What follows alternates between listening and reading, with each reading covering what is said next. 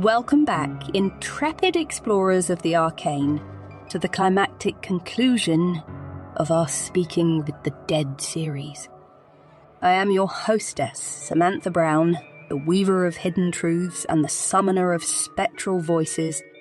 In our previous episode, part 1 of the grand finale of the first season of the Wildwood Witch podcast, we began a grand conjuration, a seance of epic proportions bringing together the spectral luminaries of the occult world.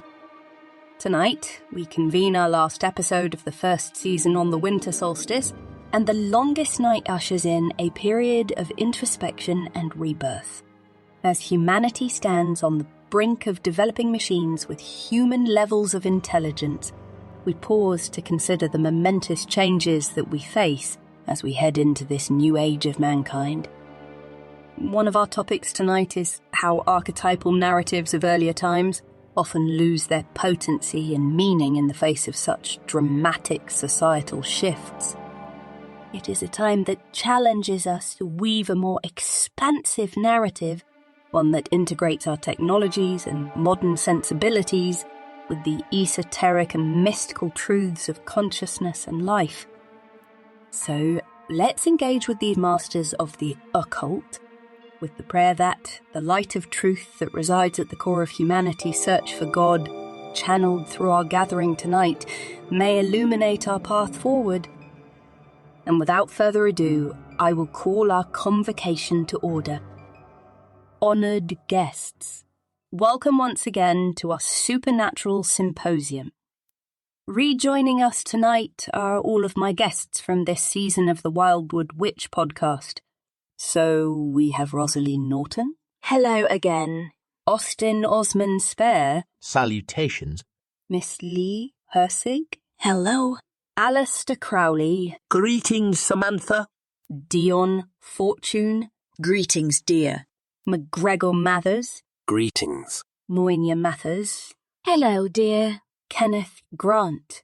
Cheers. Marjorie Cameron. Hi, Samantha. And Mr. Jack Parsons. Hello, Samantha. Thank you all so much for being here. Tonight, our main topic of the evening is the magical current underlying the Western mystery tradition, the so-called Babalon current. But before we get into that discussion, I have a few questions for our gathered occult adepts. And my first question is for Mr. Aleister Crowley.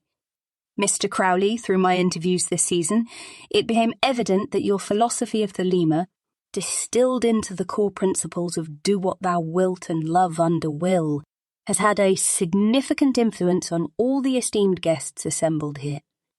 Recognizing its foundational impact on modern occult thought, I would like to begin our convocation by asking the great beast himself to provide a definitive elucidation of these concepts for our audience.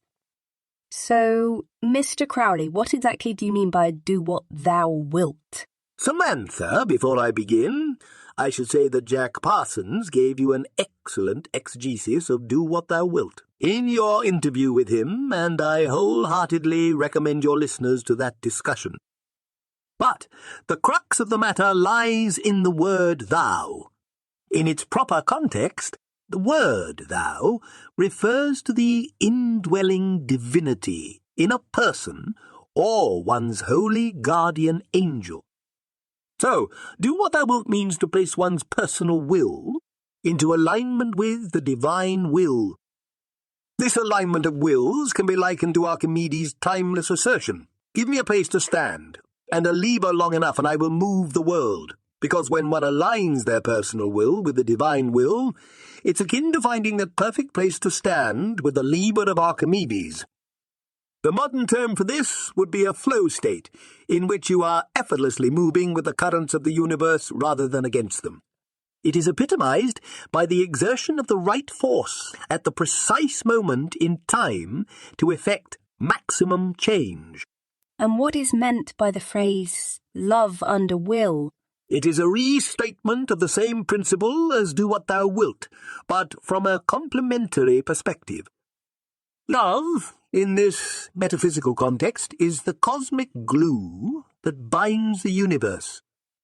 It is the force that executes the divine will. So, love under will means harmonizing one's individual will with the force that unites all of existence. Mr. Grant, I will direct my next question to you. Reflecting on Mr. Crowley's elucidation of the Thelemic philosophy, the essence seems to be the alignment of one's personal will with the divine will. But even this seemingly simple concept raises profound questions in practice. Firstly, how can an individual discern their true personal will, untainted by cultural conditioning and societal influences? Those are profound questions indeed, Samantha, and they astutely cut straight to the heart of the disarmingly simple statements comprising the Thelemic doctrine. In the Western mystery tradition, discerning one's true desire, free from the layers of cultural conditioning and societal influences, is called the discovery of one's true will. The difficulty, as well as the importance of this self-understanding, is immortalized in the axiom inscribed at the entrance of the Temple of Apollo at Delphi, which is, know thyself. Contrary to the simplicity of this axiom, the journey to self-knowledge is not at all trivial. It is a rigorous process of introspection and self-exploration, requiring one to strip away the inessential and delve into the deepest layers of the self. It means looking beyond the superficial desires that most often occupy our daily lives. It is about uncovering the unchanging desire behind these superficial desires. In its essence, your true will constitutes your meaning and purpose in life, and the finding of it is not something anyone else can do for you. You have to do it yourself. You do indeed. So then, having found one's true will or personal destiny, how does one ascertain what constitutes the divine will in order to align oneself with it? First, I'll say that it doesn't happen that way. You don't go off and find your will and then go on a quest to discover where to direct it. In finding your own personal will, you come to know the divine because in actuality, you are in constant communion with it, though most people are not conscious of it. In the Western mystery tradition, becoming conscious of this communion is what is known as achieving the knowledge and conversation of one's holy guardian angel. This contact is a pivotal experience in occult practice. It is a direct and personal communion with a higher spiritual entity or force that you come to understand has been with you all along. Metaphysically speaking, your holy guardian angel never left the Garden of Eden where you also resided in your youth, so it hasn't been tainted by all of the improper things you have done in your life, though it has been a witness to them. This entity is represented in Masonic and other ceremonies as the guide of the blindfolded initiate who remains oblivious to their presence and spiritual guidance. That is the basic idea behind spirituality, isn't it? That there is some form of deeper guidance available to us, outside our normal awareness. That is correct, Samantha. The pursuit of direct contact with spiritual forces without the intermediation of priesthood or clergy is what constitutes the magical current running through the Western mystical tradition, stretching back to humanity's earliest spiritual inklings in ancient Sumeria. Whether viewed as gods, angels, aliens, or other spiritual entities, the history of man's spiritual ideas is a story detailing man's traffic with these beings in search of spiritual illumination, wisdom, and understanding. But it would seem that once we start listening and acting according to the instructions of voices that we hear in our head, we enter dangerous territory. I mean, history shows a variety of people, from saints to psychopaths, who have claimed to act under the direction of God's will. Miss Norton, isn't it dangerous to simply follow the direction of a voice you hear inside your head? Certainly. I'm sure Adam and Eve from the Bible would agree. What do you mean? That's what got them kicked out of the Garden of Eden. They heard the voice of the serpent and followed it. The tale of Adam and Eve is a metaphor for the dawn of human consciousness and the birth of free will. At first, in the garden, they heard only the voice of God. They lived in harmony with nature and divine will, like animals and the rest of nature does. The serpent's voice introduced choice, symbolizing mankind's Promethean capacity to ponder, reason, and discern, through which we did become like gods, knowing good and evil, meaning we can consciously choose between things. But this newfound power was a double-edged sword. It granted us godlike creativity, but at the same time, it severed our innate, unmediated connection with nature and the divine will. So, the fall was not a physical demise, but a spiritual divergence. Another voice awakened inside of us, our personal will, which strives to become godlike. And those are the two variables in Mr. Crowley's equation that need to be balanced. One's personal will and divine will, or the laws of nature and reality. Yes, as Mr. Grant pointed out, there is a part of us that is still connected to the divine, and the knowledge and conversation of the holy guardian angel is the achievement of contact with this part. But on the other side of the coin, there isn't a single voice for our personal will. Our fall into materiality has immersed us in a sea of other voices that vie for our attention. We simply mistake them all as coming from a unified self, which is a fiction for all but perhaps a select few human beings.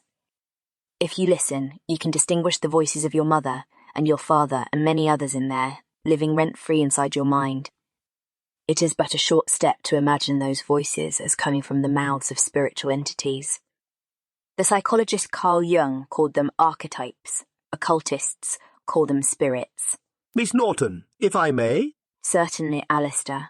Rosaleen is pointing out how very different our view of spirits is from the uninitiated view.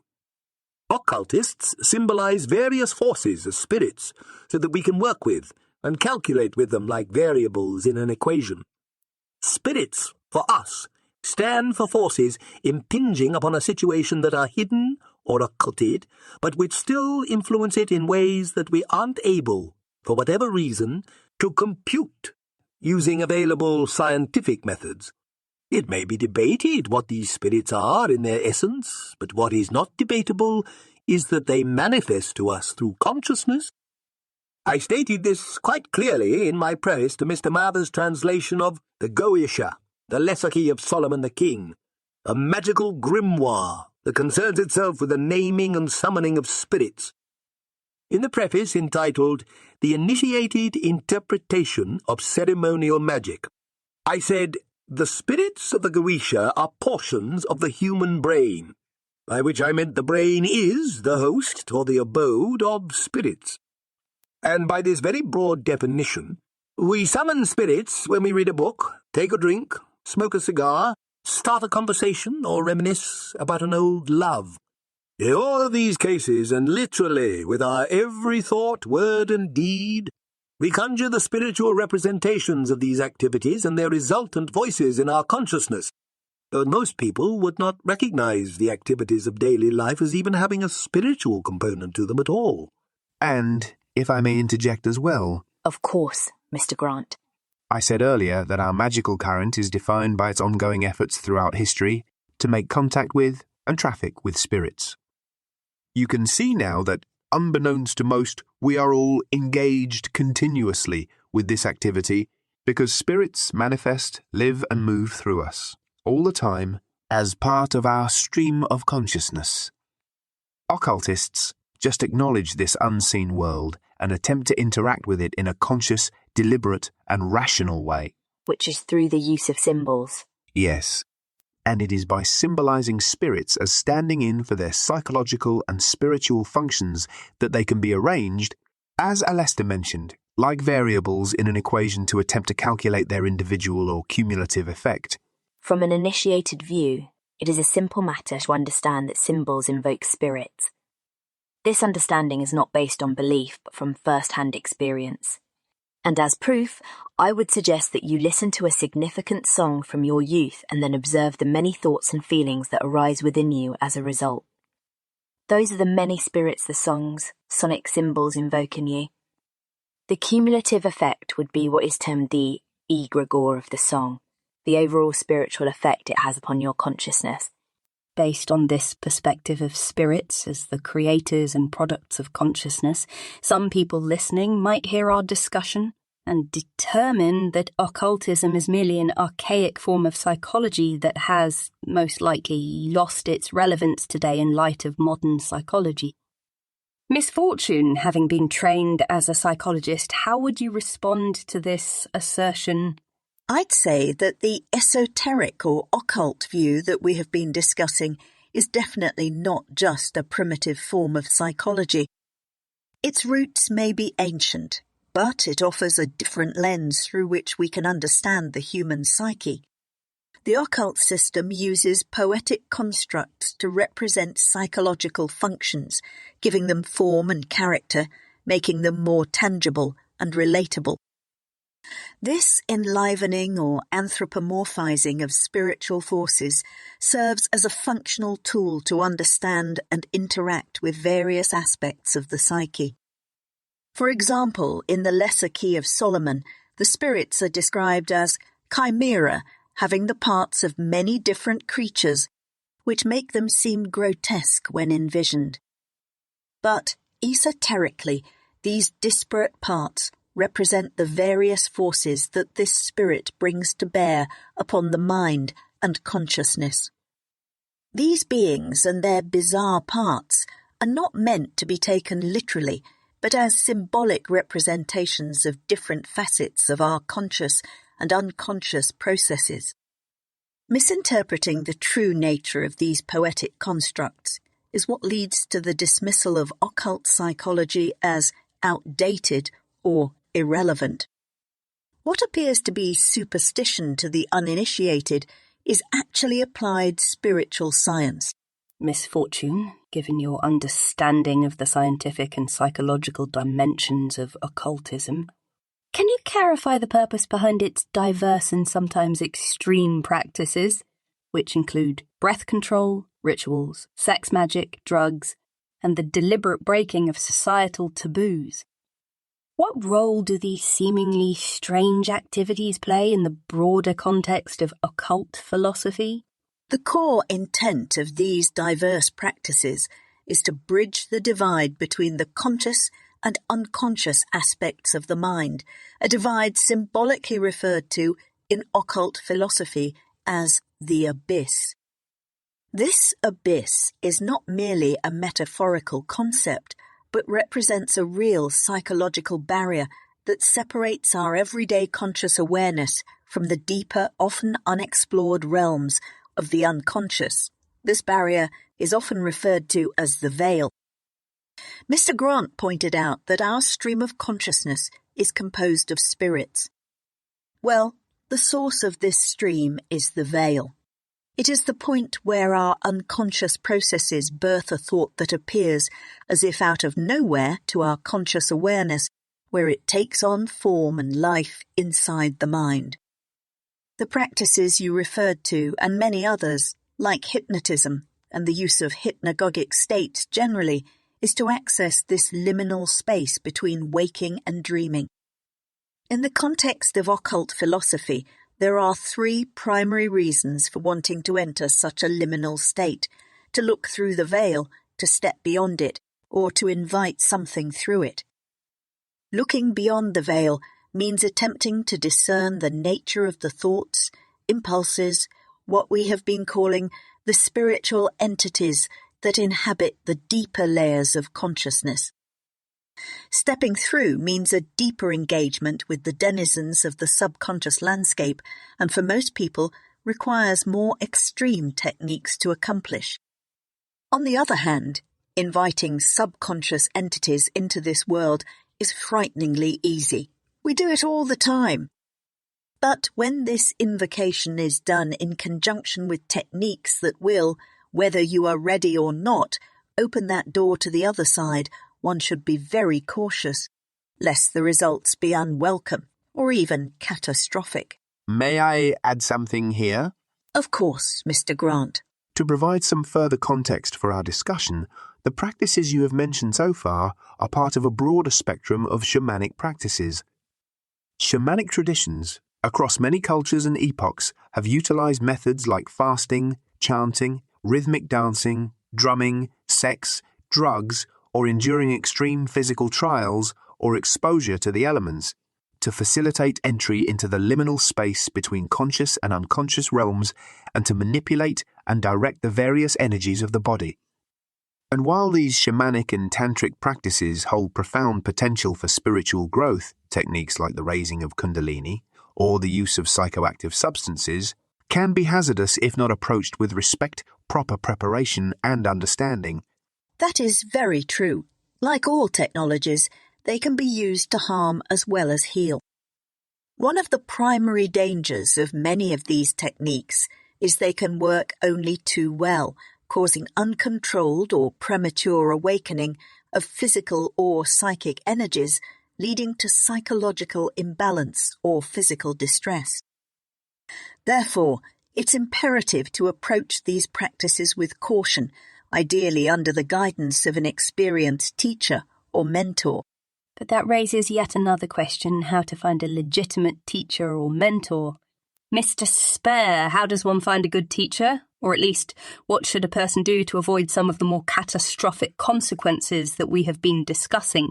Samantha, to answer your question, I think it's important to remember that while mentors can offer guidance and insight, the relationship should be viewed as a phase rather than a permanent fixture in one's spiritual journey. A true mentor in the occult is not a master to be served indefinitely, but a guide to aid your understanding until you are ready to forge your own path. In this era, with the vast expanse of knowledge available at our fingertips, the traditional guru-pupil system has evolved. The sacred wisdom that was once passed down through lineage or within closed communities is now accessible to anyone with internet access. This democratization of knowledge is both liberating and hazardous. On one hand, it allows for the independent exploration of esoteric wisdom. On the other, it poses the risk of engaging in advanced practices without the necessary groundwork or understanding of the foundational principles. The danger lies in the temptation to bypass the rigorous, often challenging preparatory work that was traditionally imposed by a legitimate teacher. This skipping to the juicy bits can lead to misinterpretation and misuse of powerful techniques, possibly resulting in the catastrophic consequences we've discussed.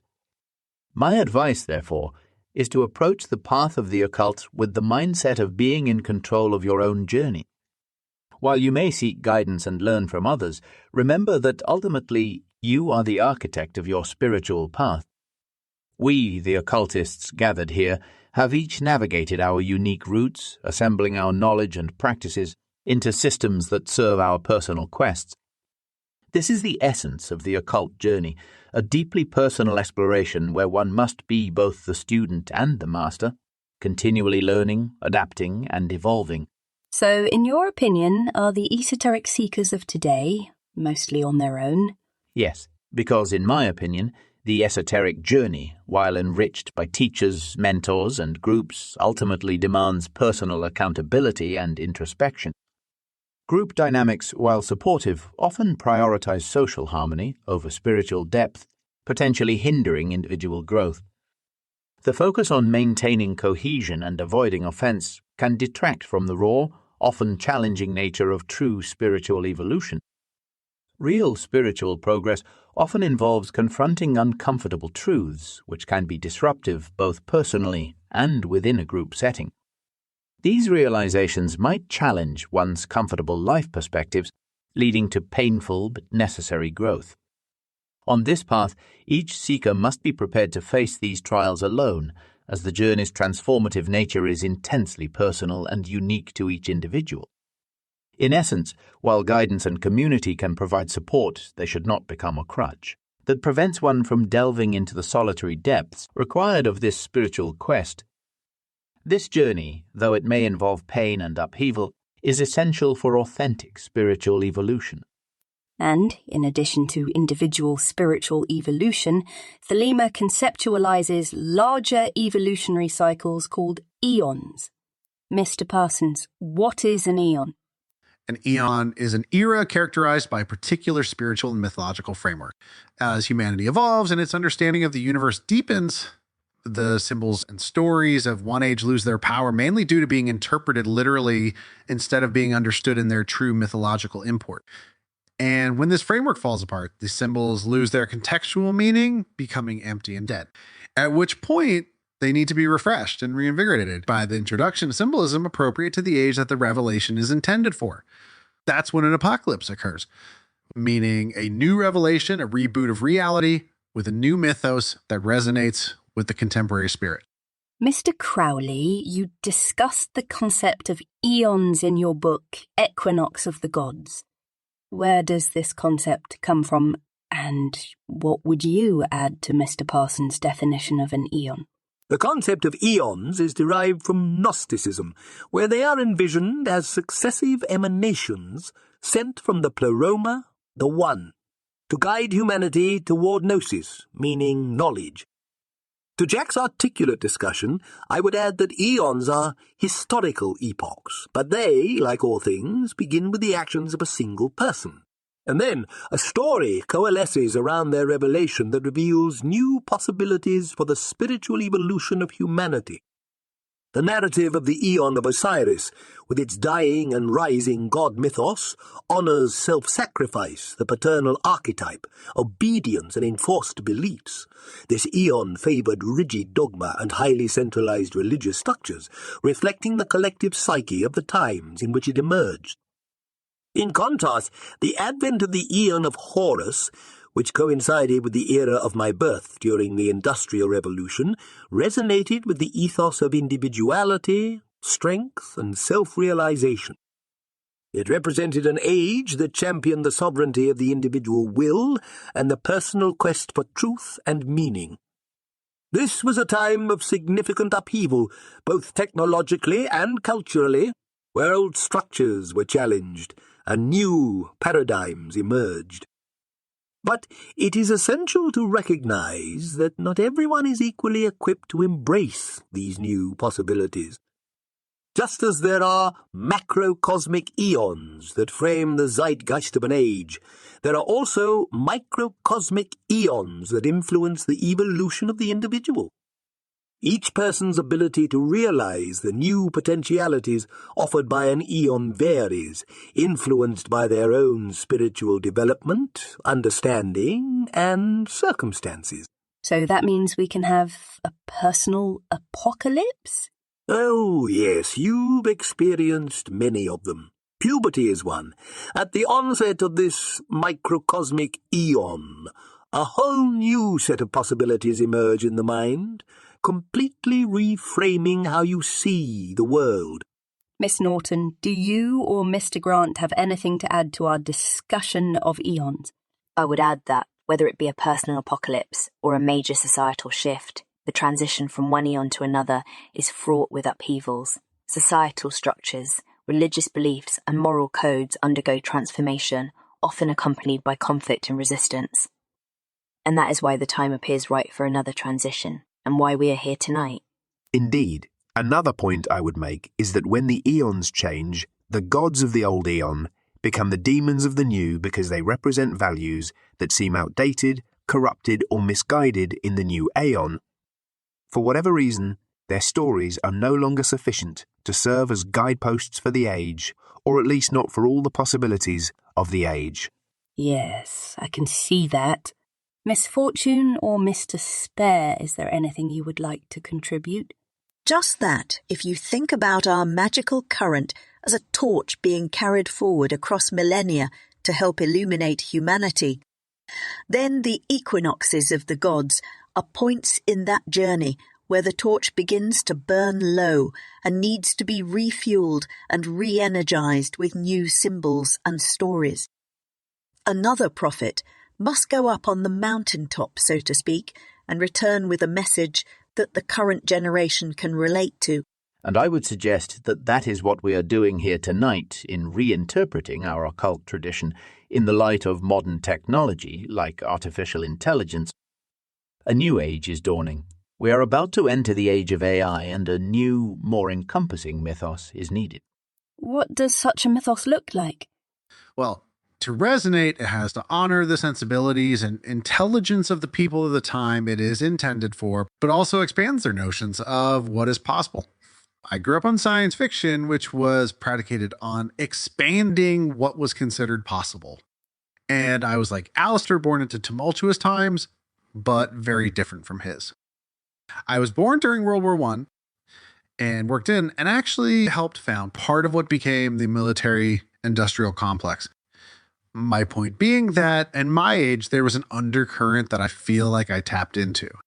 The Aeon of Horus celebrates itself, individualism and the conquering spirit, which is great as far as it goes. But it became apparent to me that without a counterbalancing force, the crowned and conquering child ethos would lead humanity towards a path of nihilism, self-destruction, and totalitarianism. That is why I orchestrated the Babalon workings as a necessary evolutionary complement to the Aeon of Horus. Why were these workings focused on the goddess Babalon?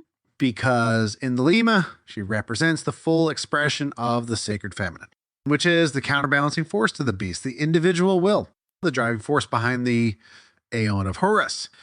This sacred feminine force is called the Shekinah in Judaism, the Holy Spirit in Christianity, and Babalon in Thelema. But by whatever name she is called, she is the feminine counterpart to God in these mythologies. And their union represents the ultimate goal of mystical practices, the sacred marriage. Miss Mathers, you and MacGregor devoted yourselves to the sacred feminine mysteries with the rites of Isis that you conducted for years in Paris.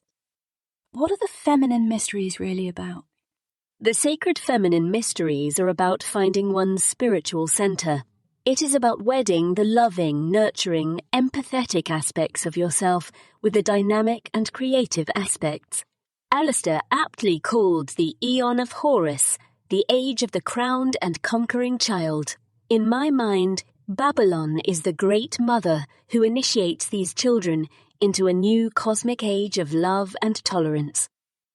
The astronomer Carl Sagan once speculated that there were likely only two types of advanced alien races in existence: those that were completely altruistic towards one another, and those that had not yet developed technologies through which a single individual could destroy the entire civilization. That does not bode well for the survival of our race, does it? No, it doesn't. In this age, which is truly the age of the individual, I can see that people are losing their ability to communicate with each other. People now live much of their life online in bubble realities that serve as echo chambers for their own views and prejudices. How can we develop the sort of empathy with our fellow human beings that may allow our civilization to continue to evolve? We have to come to see our lives and the lives of others around us as similar, connected, and meaningful. This is how we come to know the sacredness of life itself. Becoming one's true self is a noble endeavor, and very few accomplish this great feat. But part of that becoming involves a realization of not only your own indwelling divinity, but also the spark of divinity inside our fellow travelers. Samantha, in our interview, we discussed my role as a seeress. Yes, we did. Well, I have a good story that cuts to the heart of what it means to truly see into the future, and it reveals a core truth about humanity as well. It's from an episode of the old Hitchhiker TV series called A Dying Generation. It's about a fortune teller who sets up on the outskirts of a small town in America. Her presence, at first a curiosity, soon becomes a focal point for the town's youth, who, brimming with the vigor of youth, stood eager to glimpse their futures, anticipating tales of grandeur and success.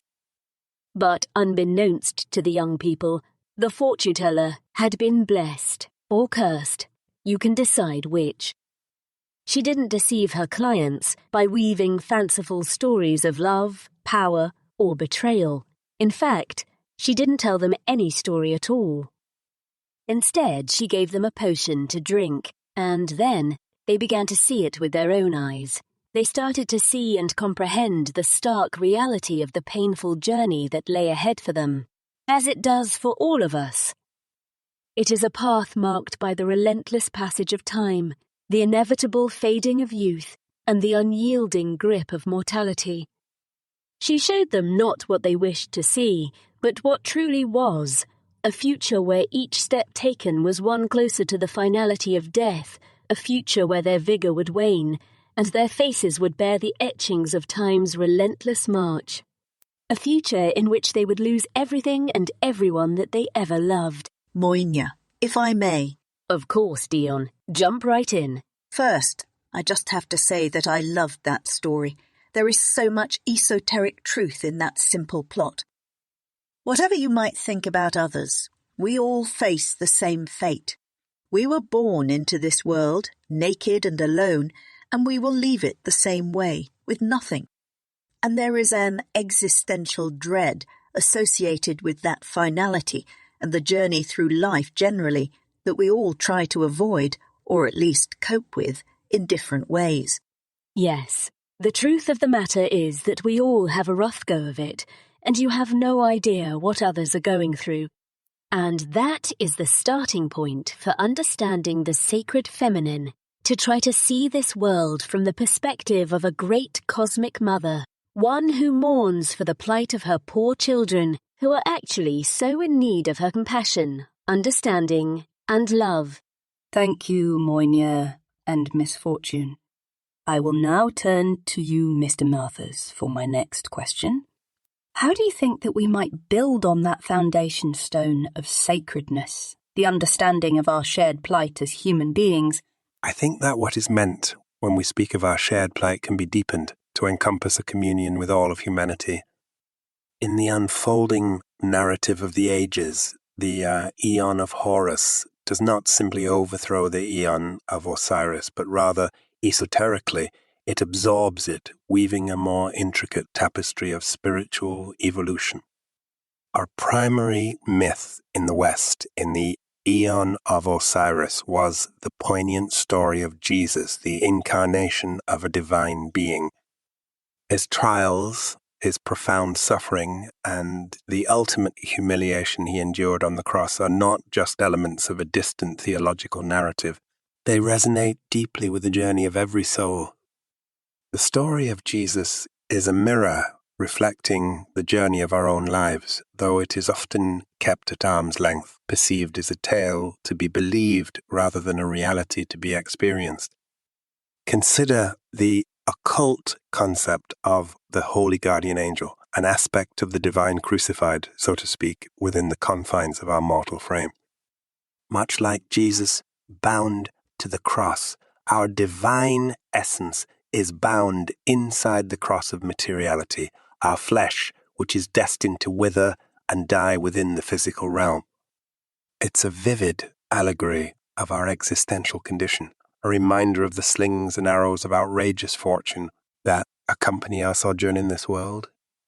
This existential price, this shared human suffering and fate, is a universal truth that transcends individual experiences. It's not about believing in a story set in a distant past, but recognizing and living through the archetypal journey ourselves. And, as we've discussed, our individual archetypal journeys are nested within the collective archetype of the Aeons, which reveal a deeper spiritual pattern in the evolutionary course of humanity.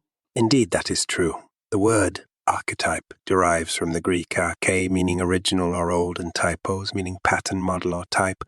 Hence, the word conveys the concept of an original pattern or template from which all things of the same kind are derived, as in all the genera of a species. If you follow this thought, you might even begin to wander further back along the tree of life, as did Johann Wolfgang von Goethe, the illustrious German polymath. In his work Die Metamorphose der Pflanzen, or The Metamorphosis of Plants, Goethe sought the Urpflanz, or the original primal plant. Mr. Mathers, may I? Certainly, Mr. Spare. I just wanted to point out that, as you well know, Goethe was probing deeper than the mere physicality of plants. He was seeking an understanding of the archetypal forces that manifest in the myriad forms of life. He was seeking the pattern behind the patterns, the archetype of archetypes, the original pattern from which all patterns emanate. Yes, in esoteric terms, this is the profound mystery of the grand architect of the universe, as the Masons call it, not as an external entity, but as the very essence of creation itself, hidden within its own manifestation. As the writer and mystic Eckhart Tolle eloquently put it, we are not separate from life. We are life expressing itself through us. Cameron, how does this flow of the life force relate to the concept of the goddess Babalon?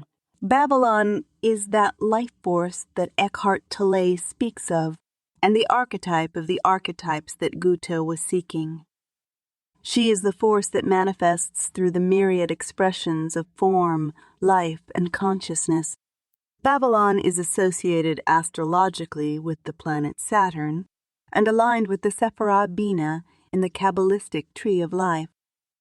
This sphere is beyond the abyss in the supernal realms, and in myth it corresponds to heaven or Mount Olympus. It is the abode of the gods and also, paradoxically, the realm of the dead. It is the womb from which life springs, as well as the tomb to which it inevitably returns. As Aleister described in The Vision and The Voice, this is a realm where distinctions and separations dissolve, where the diversity of life's expressions meld into a singular understanding. The goddess Babalon is a symbol encompassing this unseen dimension and all its forces. Why is Babalon referred to as both a virgin and a whore? Because Babalon, like the daughter of fortitude of Dion Kelly, corresponds to the Sephirah Bina, the great mother of all living. She is a virgin by virtue of being above the abyss and therefore untouched by materiality. She is a whore because she is the mother of all and nothing is born without having first united with her.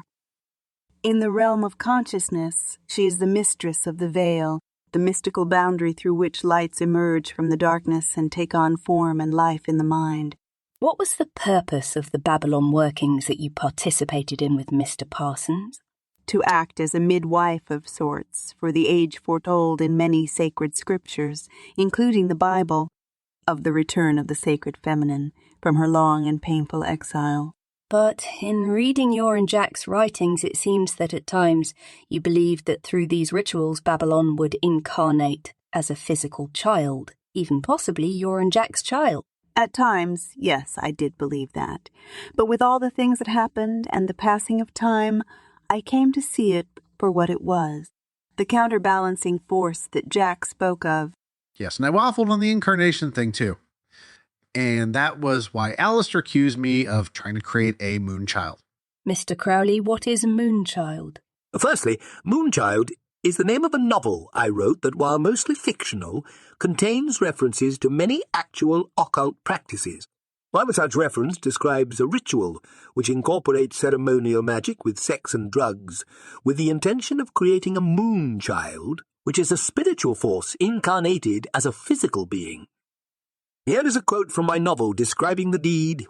He wishes indeed to proceed normally in a physical sense, but to prepare the way by making the heredity and environment as attractive as possible to one special type of soul, and then to go soul fishing in the fourth dimension. Thus he will have a perfectly normal child, which yet is also a homunculus in the medieval sense of the word. Mr. Grant, what is a homunculus? In esoteric thought, a homunculus refers to a small, artificially created human. In the context that Aleister is using it, it means incarnating a spiritual entity with a specific purpose or nature, a being whose true will is defined through a combination of magical practices and rituals. I think Jack originally envisioned creating a Moonchild as a means of incarnating an embodiment of the Shekinah, the divine presence, as a female messiah who would not be just a child in the physical sense, but a vessel for a higher spiritual force brought into the material world through deliberate and focused magical intention. I did see it that way. But it's based on the occult idea that if you can actually travel in the spirit to the realm of Bina, then you enter an underlying strata of reality similar to the collective unconscious as described in Jungian psychology. And so actions you take can have transpersonal effects since everything ultimately emerges from the same quantum soup. I mean, I've thought about this quite a bit. I'm a fan of quantum field theory, and I think of Babalon as the embodiment of the quantum field, with quanta emerging at the dark moon Sephirah, at the center of the abyss, when the birth of those children becomes statistically inevitable. Miss Norton, Would you care to comment on the concept of travelling into the spiritual realm in order to create external or material changes? Certainly, Samantha. In the realms of occult and esoteric practice, the concept of effecting change on one plane to induce changes on lower planes is foundational. It is rooted in the principle of correspondence, encapsulated in the Hermetic axiom, as above, so below. This principle suggests that actions or changes in the astral or spiritual realms can have direct correspondences and influences in the physical world. In the context of our discussion about the Moonchild and the journey to the realm of Bina, the idea is that by engaging with the spiritual or higher dimensions, one can influence the fabric of reality itself. This is not merely symbolic. It is an actual alteration of energies and forces that exist beyond our ordinary perception, but nonetheless ripple into our physical existence. Thus, when one travels spiritually and performs actions in these higher planes, such as the realm of Bina in the Kabbalistic tree of life, they are engaging with the underlying currents that shape our world. This is akin to planting seeds in a fertile, unseen soil, which eventually sprout and manifest in the physical realm, influencing events, circumstances, and even the emergence of new forms of consciousness. All right, before we descend too far down this rabbit hole, let's talk about what it means to travel in the spirit. Mr. Spare, what does this phrase mean? Travelling in the spirit refers to a mystical state, often referred to in sacred scriptures as being lifted up into heaven. It represents a transcendence of our normal earthly state of consciousness. The ascent into the realms of Bina or Babalon represent a profound psychological journey, one where the ego and its defining narratives are shed, exposing the soul to a realm of raw and unmediated spiritual experiences. For this reason, this spiritual journey is fraught with peril for those unprepared for its profound revelations. This heightened spiritual susceptibility is vividly illustrated in the Talmudic tale of the 4 rabbis who ventured into the heavenly realms aboard the Merkaba, or the divine chariot. Upon their return from this celestial voyage, the fates of the rabbis were a testament to the very different impacts such profound spiritual experiences might have on a person. One rabbi, unable to bear the intensity of the divine presence, tragically perished.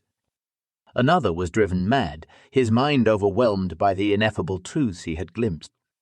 The third, unable to reconcile his earthly religious frameworks with the celestial mysteries he encountered, turned away from his faith and became a heretic.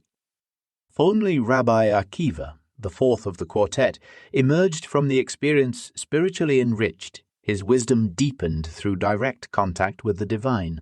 Miss Fortune, is there a way we can avoid some of the metaphysical enigmas of these spiritual journeys by instead recognizing the importance of their stories? I believe so.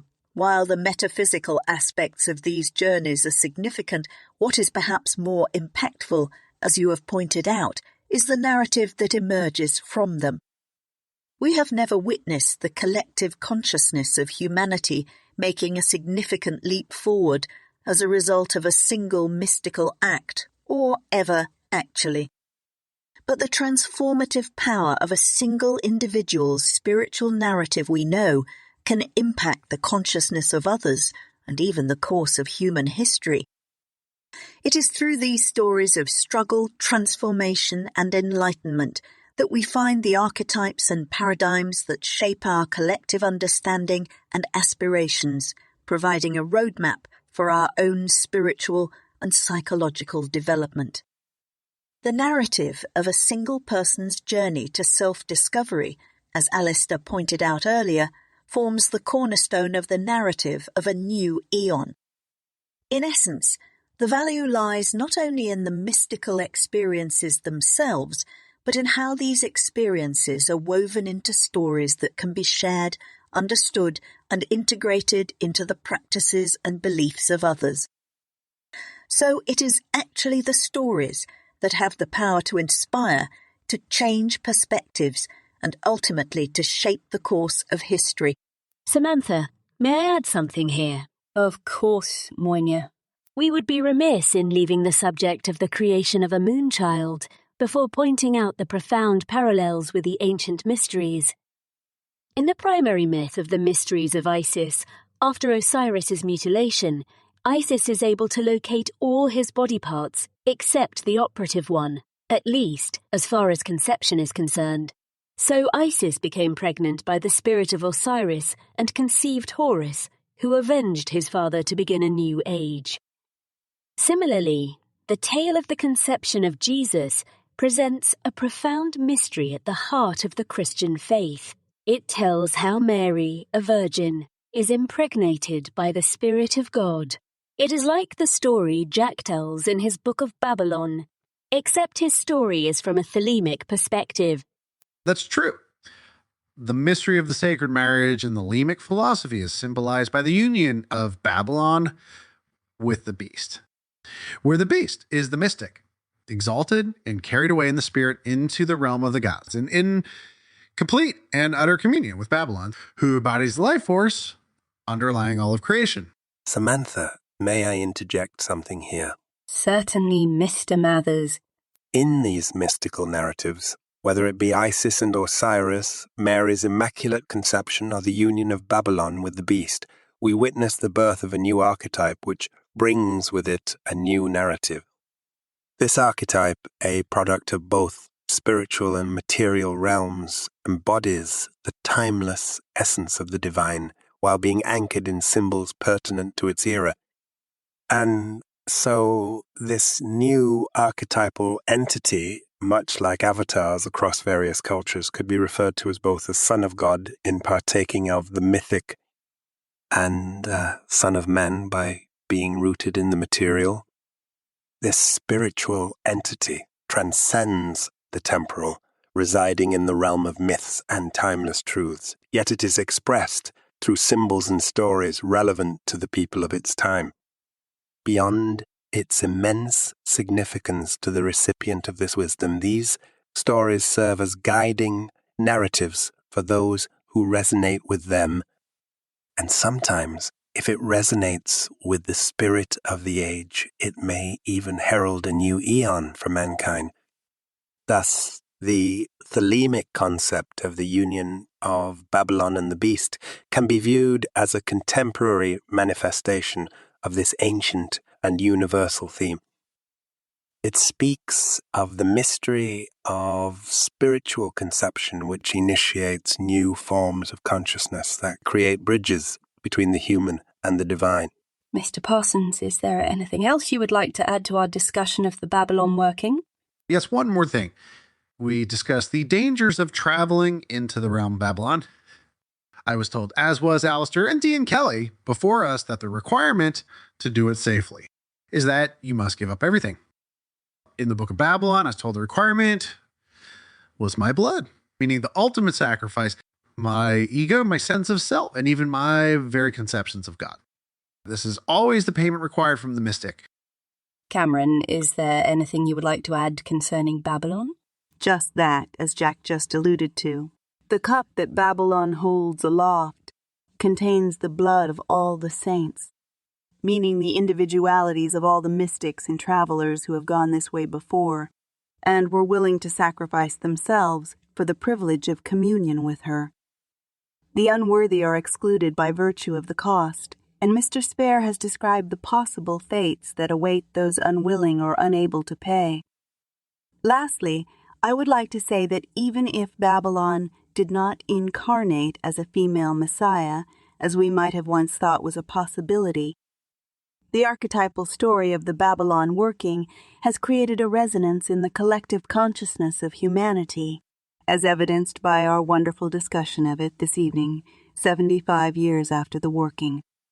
Miss Hirsig, you assumed the role of Babalon in the earthly visage of the Scarlet Woman during your years with Mr. Crowley. What would you say is the mythic truth that enacting this archetypal story has imparted on you? The mythic truth is that reality, both our psychic reality and the greater macrocosmic reality, is created, sustained, and destroyed through the perpetual interaction of two forces, which in the Lema are symbolized by Babalon and the beast. But The same concept can be seen in the Hindu tantric Yab-Yum traditions that have statues depicting deities in perpetual sexual union with their female counterparts, their Shaktis. In both instances, these two emanations from the divine are considered to be the two strands of the cosmic DNA that compose what could be called the God particle, because it represents the forces inside every particle in the universe that determine its manifestation, evolution, and end, all based on the enigmatic laws of physics and consciousness. In terms of personal evolution, the beast represents the true self, or holy guardian angel, in Christian terminology, Christ. And Babalon represents the divine feminine, or as Jack described it, the Shekinah or Holy Spirit, which in Thelema would encompass the qualities of both the alleged prostitute, Mary Magdalene, and Mary, mother of Jesus.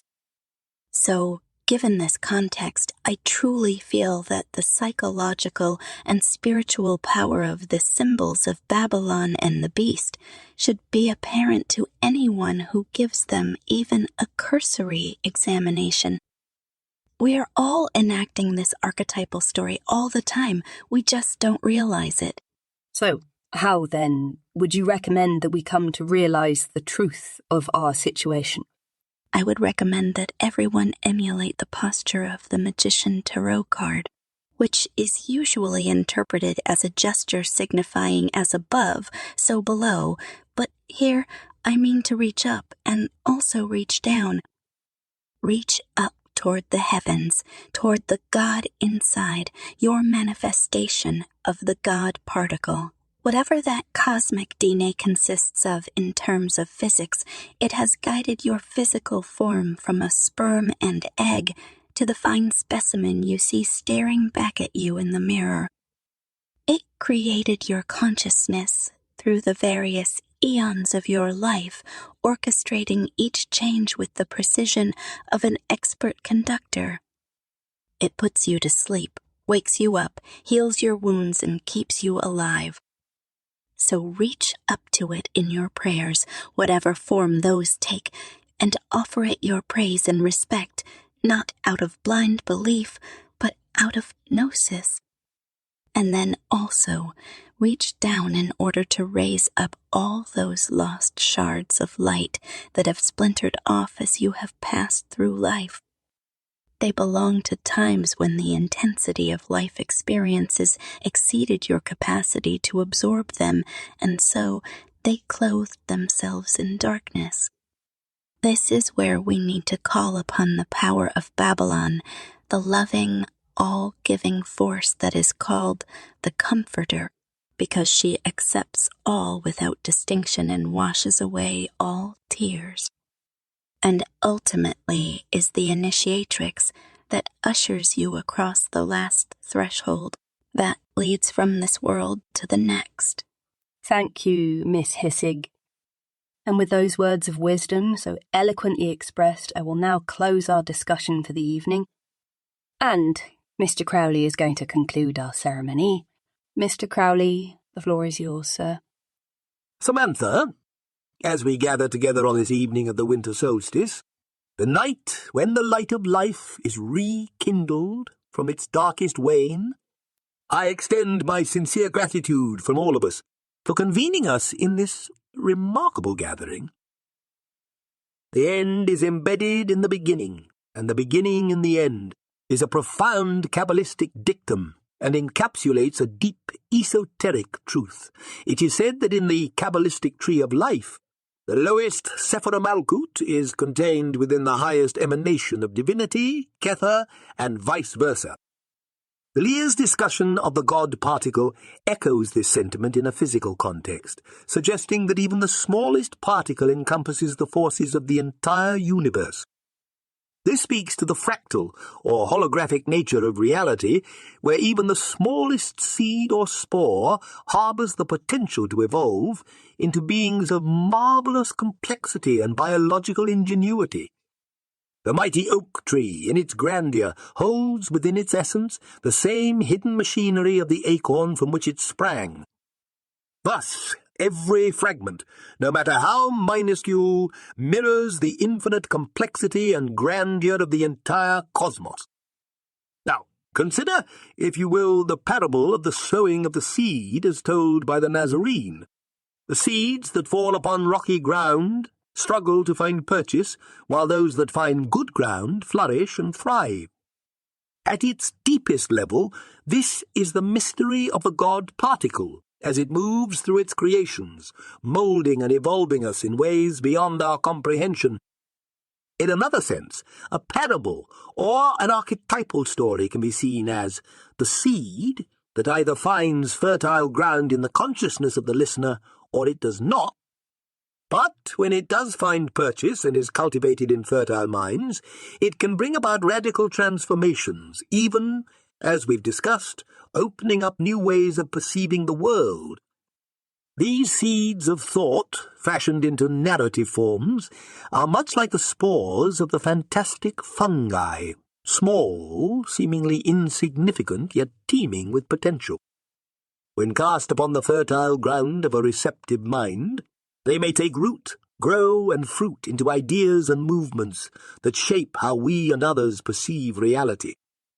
In this vein, I would suggest that you consider this podcast a Moonchild, that you, Samantha, and these gathered spirits of departed adepts have so skillfully crafted. This creation is a seed sown into the minds of your listeners that carries within itself the potential for immense growth and transformation.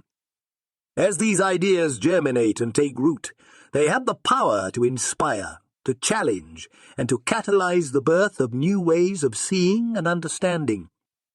So, as we bring our first solstice gathering together to an end, let us remember that within each ending is a new beginning, because the great wheel of time is ever turning and we are ever evolving. And as we share these thoughts, these stories and these teachings, we plant the seeds for a future rich with possibility, a future that we all have a hand in shaping. Thank you, Samantha, and all my fellow adepts, for this enchanting convergence of minds and spirits. May the seeds we have sown tonight find fertile ground and flourish in the hearts and minds of all who listen. Love is the law. Love under will. Farewell, everyone. Farewell, Samantha. It's been lovely. Farewell, dear. Goodbye. Goodbye, Samantha. Farewell. Farewell, Samantha. It's been a pleasure. Goodbye, Samantha. Farewell to you all. As we bring the final chapter of this season's grand finale to a close, I am filled with gratitude for the wisdom imparted by our distinguished guests throughout this season. Their voices, resonating across time and from beyond the gates of death, have illuminated our path with esoteric knowledge and profound insights, and we now bid them a serene journey back to the ethereal realms from whence they came, carrying with them our deepest appreciation. In this mesmerizing first season of Speaking with the Dead, we utilized the digital necromancy of ChatGPT to resurrect illustrious occult adepts to offer our listeners a rare and unique form of magical communion. As we pause and reflect at the end of this first season, I encourage each of you to delve deeper into the exploration of your own spiritual practice. Take the lead and use the tools of our era in constructive ways, and very importantly, take the time to consider the power of the stories we tell to mould and shape reality. As we await the dawning of the next season at the vernal equinox, a time of rebirth and awakening, let us cultivate the seeds of wisdom that we have planted throughout this season. May they grow within you, guiding your steps towards finding your spiritual path, embracing your true will, and ultimately discovering the star, the pearl of great price, the radiant God particle that resides within you. Until our paths cross again at the awakening of the earth, I encourage you to seek the divine within and around you, and let your journey be guided by the light of your own truth. So, until we meet again at the vernal equinox, I am Samantha Brown. Blessed be.